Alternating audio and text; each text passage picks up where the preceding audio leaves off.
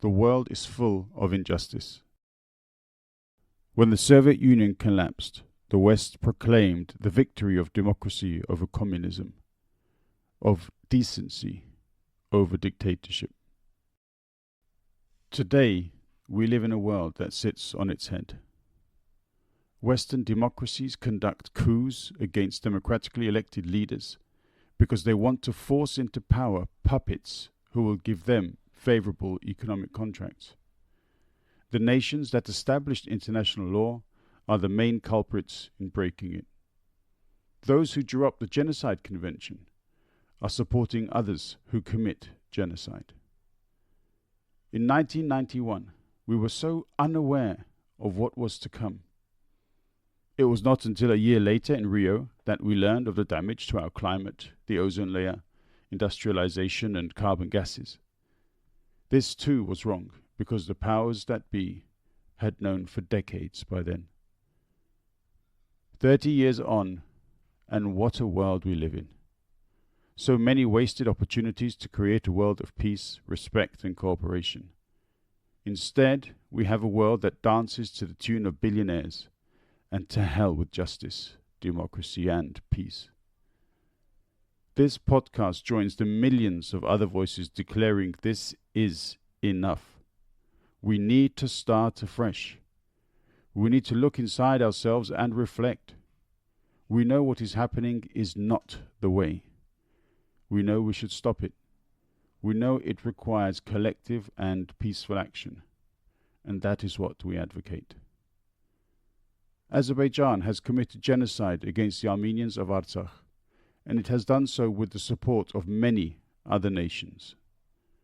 Azerbaijan is a dictatorship.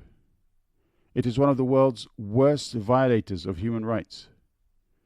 It is a fossil fuel state without a care for the damage it is doing to the climate. It has taken Armenian hostages, and with a long history of abuse and torture, those hostages cannot survive long. Azerbaijan has been made host country for COP29. Free Armenian hostages. Stop greenwash genocide. Move COP29.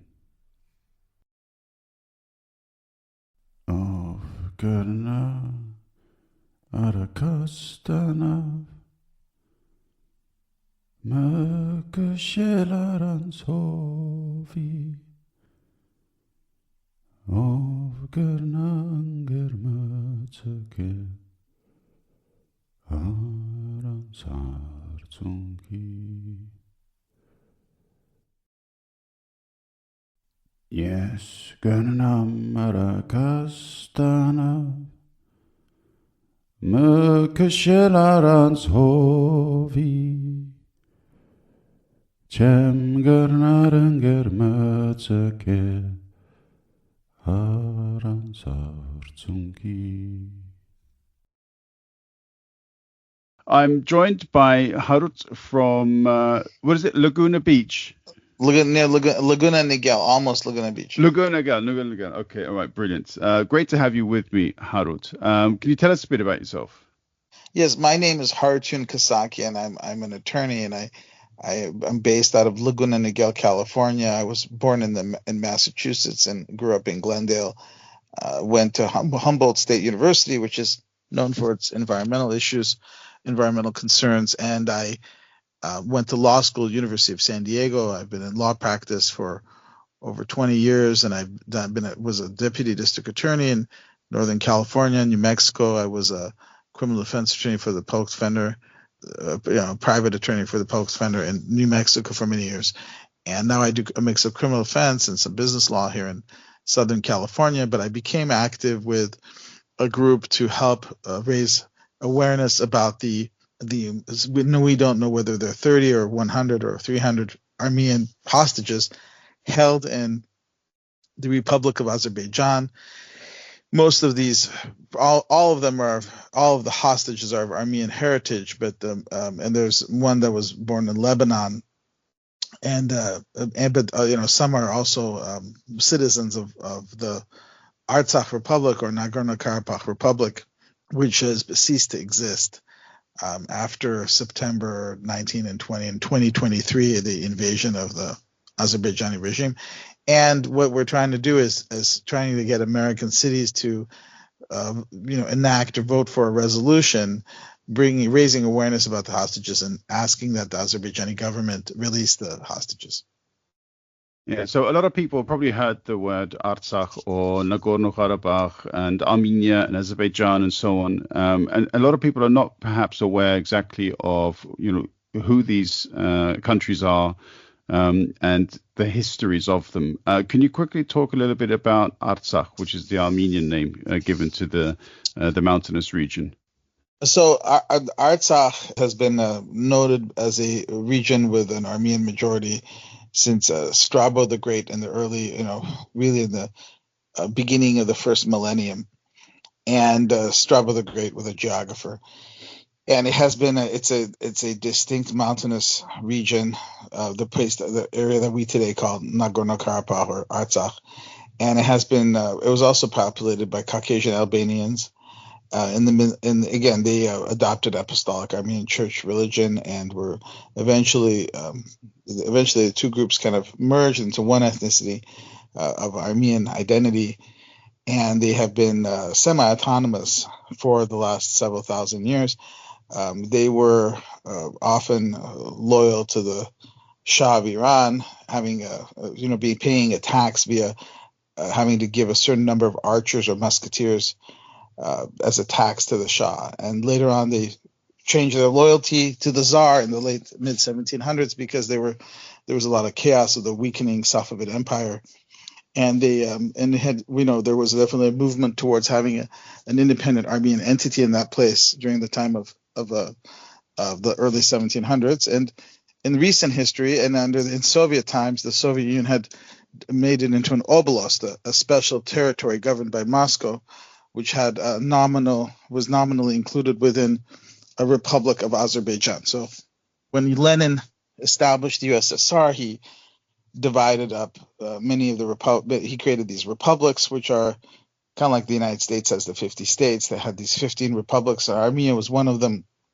I mean, at first, there was a Transcaucasian Republic, kind of a union of what we today call Georgia, Armenia, Azerbaijan.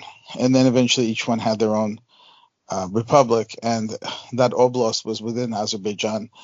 And Soviet law in the early 90s 1990 was enacted that if any republic seceded, then the oblast within that republic would be also able to have a referendum to decide should it stay in the USSR or should it be part of the country that it's nominally attached to. Georgia has South Ossetia and Abkhazia, and Azerbaijan had Nagorno-Karabakh. So the people of Nagorno-Karabakh voted for independence and had a self-governing territory since the late 80s, early 90s, and that was disputed by Azerbaijan. And Azerbaijan is a new country. It doesn't have a very long history. It's the territory that includes the Muslim majority of the South Caucasus. So, there were people who were speaking a dialect of Turkish, who are of Shia religion. There's other ethnicities like the Lezgins, Talishas, Dagestanis who live in Azerbaijan, and there were Armenians who lived there. 5% of the population of Azerbaijan, as of the 1980, was of Armenian heritage. That's 1 out of 20 people, and they were in cities such as Baku, Sumgait, Girovabad, now called Ganja. And as oil prices fell globally, the Soviet Union fell on hard times. There was a lot of unemployment and unhappiness in Azerbaijan, and there was a horrible pogroms in Sumgait and later in Baku, where hundreds of Armenians were slaughtered, pregnant women, children, etc. Terrible things occurred. The USSR was not able to stop this violence, or they refused to stop this violence.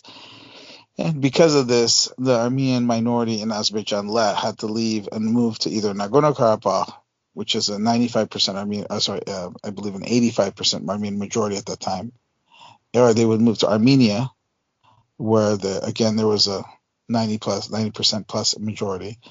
and so there's a population exchange, and there was a war in the early 90s. It was somewhat ignored by the West because the West was involved in the breakup of Yugoslavia. But in that war in the early 90s, what happened was that the Armenian side won the war, and Nagorno-Karabakh was able to be a de facto independent state, in working in close coordination and concert with the Republic of Armenia. And I just want to just kind of add to the larger context here, which is there had been no Armenian kingdom or republic for many centuries. Since 1375, there was an Armenian entity, a kingdom in a place called Giligia or Silesia, which fell to the Mamluks. And since then, there was no territory that was self-governing that was led by an Armenian before the Armenians didn't exist. Until 1918, during the collapse of the Russian Empire, there was a short-lived Armenian Republic. And during the establishment of the Armenian Republic, its territory included a portion of what is today Eastern Turkey, because as the Woodrow Wilson and a special arbitration tribunal was created to see what Armenia's border should be, and that border was based on kind of a compensation for the genocide of 1.5 million Armenians by the Ottoman Empire. And they said, well, if all these people have been exterminated, the country that the government had committed is the Ottoman Empire, and so they should not be rewarded by saying, there's no Armenians here anymore, therefore this land goes to Turkey. This should be part of Armenia. Again, that didn't pan out. That did not succeed, that plan of having Eastern Turkey be part of Armenia, even though it had an Armenian population for thousands of years. So the Republic of Armenia under Soviet control is a tiny, small portion of the historic range where Armenians lived as of 1890. So if you look at the map of where Armenians lived in 1890, they may not have had their own kingdom or republic or state, but they lived in what is today northern Iran, eastern Turkey. They lived in the Levant region of northern Syria, southeastern Turkey. They lived in Azerbaijan, what is today Azerbaijan, along the coast of Caspian, and what is today Sumgait and Baku. They were a majority in Nagorno-Kharapagh. So, and again, in that range, because of genocide and massacre since 1895, the population of Armenians have been drastically diminished.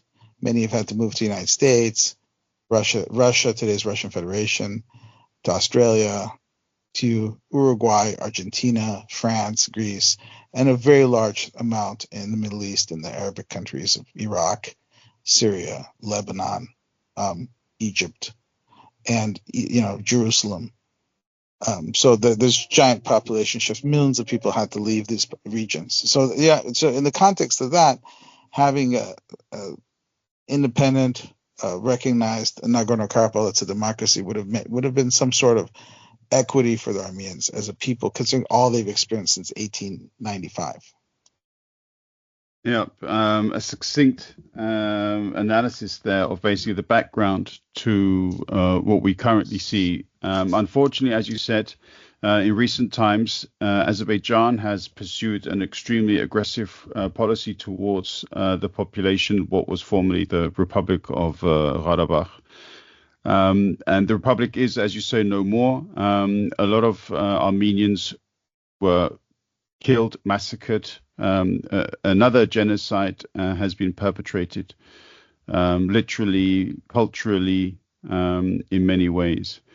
A number of hostages have also been taken by Azerbaijan, and indeed the resolution to which you referred to earlier is specifically targeting the release of these hostages. Do you want to talk a little bit about those resolutions? Yes, and I just want to kind of rewind here on what Azerbaijan and how it kind of originated. So Azerbaijan is a nation state which the majority of the population speaks a dialect of Turkish. In the late 1800s, there was a socio-political movement called Pan-Turkism. That idea would be to unite all people that have their language as part of the Turkic language group. It's kind of like linking all people who speak a Slavic language group for language, or they speak a Germanic language group language. And this obviously was convenient, since Azerbaijan had one of the world's oldest and richest oil fields, similar to that of in wealth to that of Kuwait or something, and is the oldest oil field industrially cultivated in the world. So it's a great prize for any country to have access to it.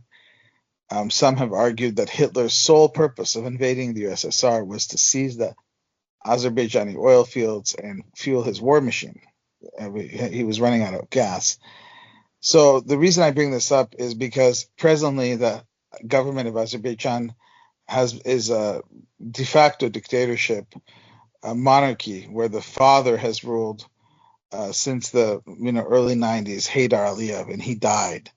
And he was a KGB general. I believe he retired as a general of the KGB, and was a member of the Politburo, which is the influential committee that would govern the USSR. So he was the only person of Muslim heritage. He himself was an atheist on the Politburo, and his son, after Haydar Aliyev died, his son Ilham Aliyev succeeded him as dictator of Azerbaijan. There is a kind of a pseudo-democratic process in Azerbaijan where other political parties are allowed, but they're never allowed to win. And it's a de facto kleptocracy. The family, the Aliyevs, have only been in government service all their lives. Haydar Aliyev and his son have never worked for the private sector, and yet they are billionaires. They have earned, they've access to billions of dollars. Extremely wealthy people. The State Department and the WikiLeaks had leaked some telegrams, diplomatic telegrams about the Aliyev regime, and they compared it to the Cosa Nostra mafia. They compared it to a mafia family, and compared the leaders of Azerbaijan to mafia dons. And that's an accurate description, in the sense that it's a system based on seizing money from the public sector in Azerbaijan and just laundering it, moving it to offshore bank accounts in the British Virgin Islands, and elsewhere, tying it up in real estate. And I think there was the Panama Papers? Yes. That had, and again, I know people often critical Mr. Soros's organizations, but OCCRP, I believe, is the name of the organization that's done some amazing research on the Aliyev regime's financial empire. And they do use this. The Aliyev, again, the two clans that govern Azerbaijan are the Aliyev clan and the Pashayev clan. His wife, who is a vice president of the country, also Mehriban, she belongs to the Pashayev clan. So between those two families, the wealth in the country is controlled by them. And if you compare Azerbaijan's financial resources to the neighbors, they have a lot more wealth in the form of oil and gas, right? Now, interestingly enough, you look at and again, I believe that infant mortality rate is one of the key indices of poverty in any society. As of last year, they had Azerbaijan had an infant mortality rate of 19 deaths per 1,000 live births in Azerbaijan. That's a horrifically high infant mortality rate, almost twice that of its neighbors.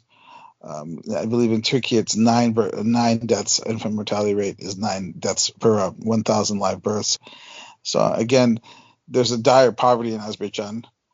Another strange kind of aspect of Azerbaijan is that even though COVID is no longer a pandemic throughout the planet, they still have laws that say that people cannot leave Azerbaijan by land. You cannot drive out of Azerbaijan and leave the country, even for a visit.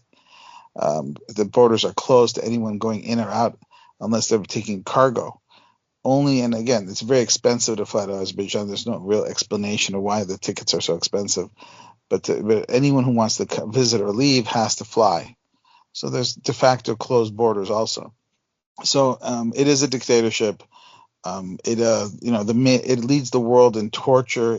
There's often a dispute among academics on whether North Korea or whether Azerbaijan leads the world in most incidents of torture. And again, North Korea is a very closed society. Azerbaijan has a lot of foreign investment.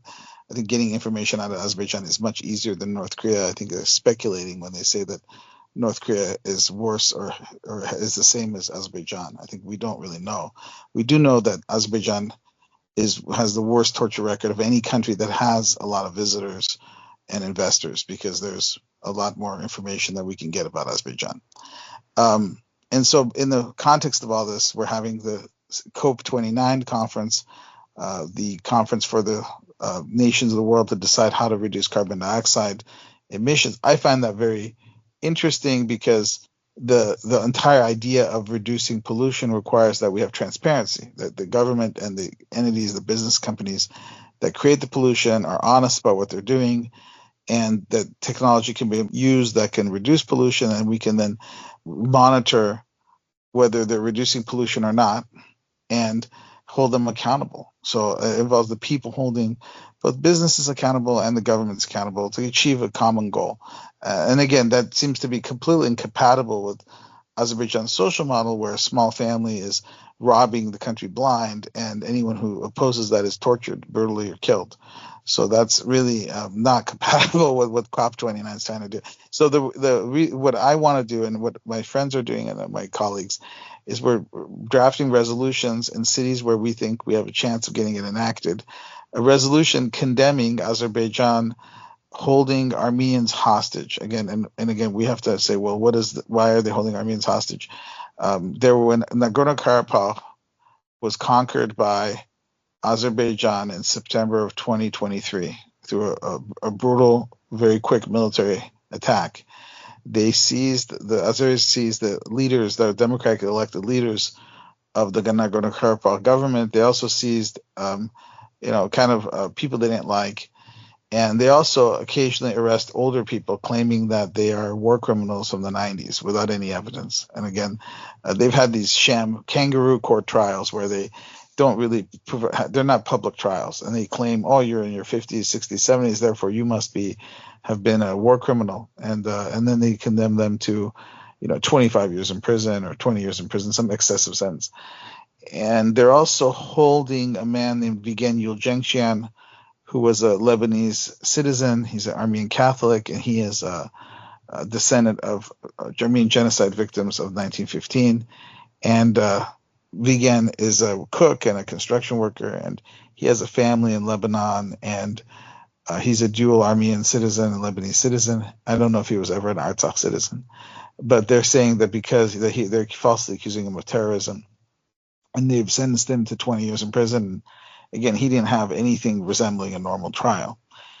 So many of the Armenian leadership, they're facing a potential sham trial coming up. Ruben Vardanyan, very famous, globally famous philanthropist, businessman, banker, who was, I believe, born in Armenia and lived in Russia most of his life. He had voluntarily come back he has a family from Nagorno-Karabakh, ancestors, and he had come to Nagorno-Karabakh as a very capable administrator, and he administered the food rationing program, which was quite successful, and he was running it in Nagorno-Karabakh, as I believe he was the equivalent of not quite prime minister, but he was like kind of a important minister there. And then he was, kind of forced to resign under pressure, I believe, and he's being held hostage. It's not common, for a gentleman who's a billionaire to be held hostage, but this is, Azerbaijan. And it's amazing to me that so many the Western media are silent about that. And other persons that are being held hostage, there's David Ishkanian, he was head of the legislature. He's being held hostage. Levan Manatsaganian, he's associated with their security apparatus. He's being held hostage. They have again, there are at least 30 whose names we know. Don't want to omit anybody. Of course, there's Artsakh Harutyunyan, who was the president of the Nagorno-Karabakh Republic right before it fell, a couple of weeks before it fell. So they're all being held hostage, and they have limited access to the Red Cross. They don't have, there's really no government in the world that's lobbying for their release. I mean, again, the U.S. does half-hearted measures because the USA has a extremely large Armenian minority. I mean, I think there's about 2 million Armenian Americans. It's an election year, and they're making promises in order to make sure that the ruling party, Democratic Party, gets reelected. But I don't know how serious their efforts are. If we don't do anything, no one will do anything. Yeah, unfortunately, that's been very much the history of the Armenian question and international law and international bodies. It's been a question with regards to the genocide, as you also referred to earlier from 1915, but you also referred to the background of 1895, 1896 as well, which nobody really talks about much either. Unfortunately, what we the topics that we were talking about off air with regards to this sense of the rule of international law, human rights, and so on. This is a debate or a conversation which perhaps we will have in a future episode, as in I would love to do so. But COP29 itself, which, as you said, it's specifically there to deal with the climate crisis. But no resolution to the climate crisis can in any way be effective if it does not also adhere to some sense of human rights principles. And so therefore, for this kind of conference to be taking place in a country which has zero human rights principles must bring into question, A, the choice for the venue to be Baku. And it should also ask a question, even at this late stage, whether or not this conference should be moved. In your opinion, is that even at this late stage a feasible option? I think it is a feasible option. We live in the 21st century. If there was a COVID type plague, they could have the conference conducted via Zoom or some other kind of virtual system. So I think it is doable. But we have to look at the history of the environmental movement globally, right? I mean, whether it was Rachel Carson with Silent Spring against DDT, there's a link between citizen activism, civil society, and holding big industry, big business, and big government accountable to reduce pollution and achieve environmental goals. Like very few governments have on their own, or very few industries on their own have said, this is so bad for the collective, for the ecosystem, it's bad for society, we're on our own going to stop doing this. It's been through activism, right? So if you live in a society where activism will lead you to be electrocuted in your nipples, or killed, beaten to death, you can't really change anything. And it's Azerbaijan's a society, a state that is based on the sale of oil. Without the sale of oil, it wouldn't exist as a country. Specifically, Lenin set aside the Republic of Azerbaijan to make sure that the young USSR had access to crude oil and gasoline, benzene. This is the reason, raison d'etre for the country. So yeah, I'm not saying it's impossible for Azerbaijan to try to reduce its carbon dioxide emissions, but it can't do it in the context of the present type of dictatorship that it has. And so I think that there's a lot less freedom in Azerbaijan than Dubai, and so this is probably the worst decision of the COP movement ever. It was an absolutely terrible decision. Okay, all right. So as you said, there is concerted activism with regards to a lot of the topics that relate to COP29, Azerbaijan, the Armenian hostages, and indeed the general political situation in Artsakh. We will add some of the hashtags which are associated to this activism as well. Harut, if possible, if you have some links that interested parties can go and have a read of for themselves of the topics that you mentioned as well, that would be great. I really am impressed with Vic Garami. Vic Garami is a U.S.-based journalist, and he's been doing a really good job of documenting the atrocities. Also, there's a Center for Truth and Justice, which also does that, documenting anti-Armenian atrocities. I think one of the problems the people face in dealing with the Azerbaijani regime, the Aliyev regime, is there is no strong coordination between Azerbaijani dissidents. Some of them are not very pro-Armenian. Azerbaijani dissidents, Talish activists, the LGBTQ movement in Azerbaijan, the environmental movement in Azerbaijan, the independent environmental movement, because there is a pro-government movement that's kind of a pseudo-environmental movement, and then the people who want democracy and labor activists. So there's all these people that are upset with the kind of really fascistic regime in Azerbaijan. It's very fascistic, and trying to get them to to be more tolerant, and at least at the minimum start with freeing the hostages, and also freeing the environment. There was a massive crackdown on activists in spring of 2024 in anticipation of COP29. So what kind of global environmental conference causes people to be arrested in advance before they can even raise a placard or meet with the foreign delegates and tell them their story? So I think that I don't want to laughing because it's so dark that people were arrested. Environmental activists were arrested in anticipation of COP29. Yeah, which says everything that people need to know about the decision to put COP29 in Baku.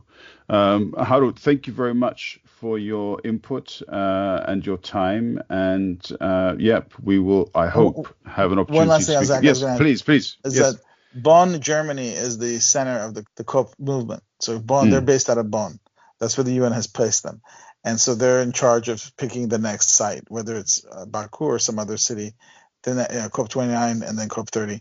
It's extremely important that people who are activists of any ethnicity, they don't have to be Armenian, in Bonn, raise their voice, and whether they're put out flyers, posters, make public statements, make public speeches in front of where the COP building is, where they meet for COP, that they tell the truth about the situation in COP29. It's extremely important. Again, I think that's where the decision makers are in Germany, in Bonn. Good. Thank you for making a point as well. A call to activism there. Thank you very much, Harut. And we will hopefully speak again pretty soon. Thank you so much. It's a pleasure, and I will be back if you invite me. Thank you. Take care. Bye-bye.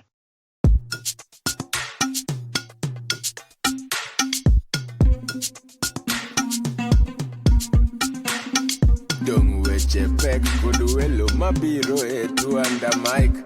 Don't parodit, got joke, my way to under mic.